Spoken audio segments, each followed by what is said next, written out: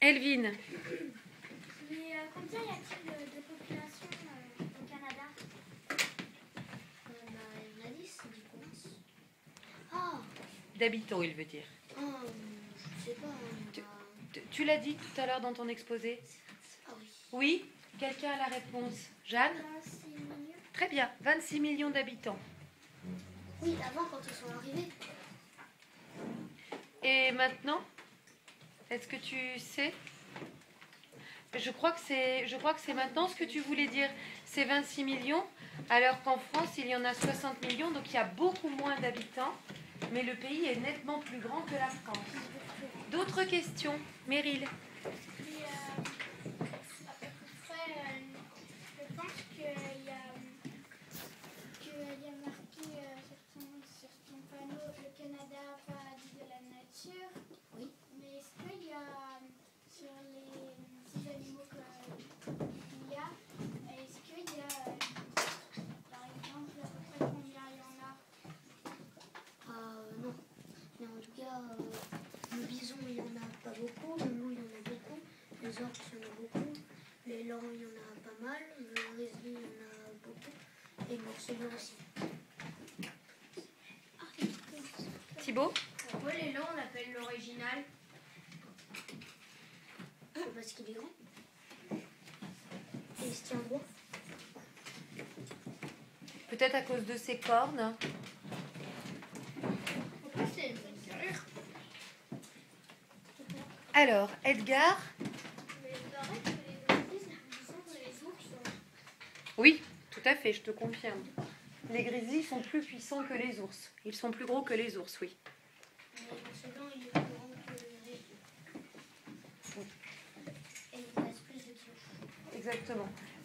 C'est pour se protéger du froid. L'ours blanc est plus grand et il mange de la viande. Alors que le grizzly, l'ours brun, lui, il mange des végétaux. Elvin? Mais il y a combien de chutes d'eau au Canada? De chutes d'eau? Oui, il y en a beaucoup. Il y a beaucoup de chutes d'eau. Et beaucoup de lacs. Et les lacs, ils sont énormes. Il y en a même qui est mis sur le parc comme c'est des lacs. Oui, alors, il y a les lacs. D'accord, mais il parlait vraiment des... comme les chutes d'eau dont tu nous as parlé tout à Il y a la l'heure. chute de Niagara et il y en Oui. a beaucoup. Et il y a beaucoup de chutes d'eau comme ça. Alors, Louis? Mais en fait, c'est combien d'heures d'avion pour aller tout au bout du Canada? Comme il n'y est jamais allé, Raphaël ne doit pas savoir. Je crois, ça se fait en 4 jours, la traversée du Canada, de Vancouver à Montréal. À Montréal. Oui, donc Vancouver, c'est complètement à l'opposé du Canada. Oui, là, c'est ici, c'est complètement à l'opposé. Pour traverser... Et Montréal, c'est ici. Et Montréal, c'est là, voilà. Mais la question qu'il te posait, en fait, c'était en avion de France, combien d'heures il faut? Il faut quand même, je pense, pas mal de temps, mais exactement le nombre d'heures, moi, je ne pourrais pas te dire. Raphaël n'y est pas allé encore. Alors, question de Louise et question d'Arthur.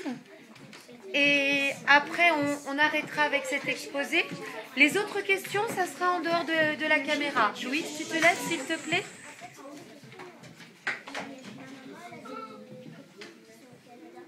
D'accord.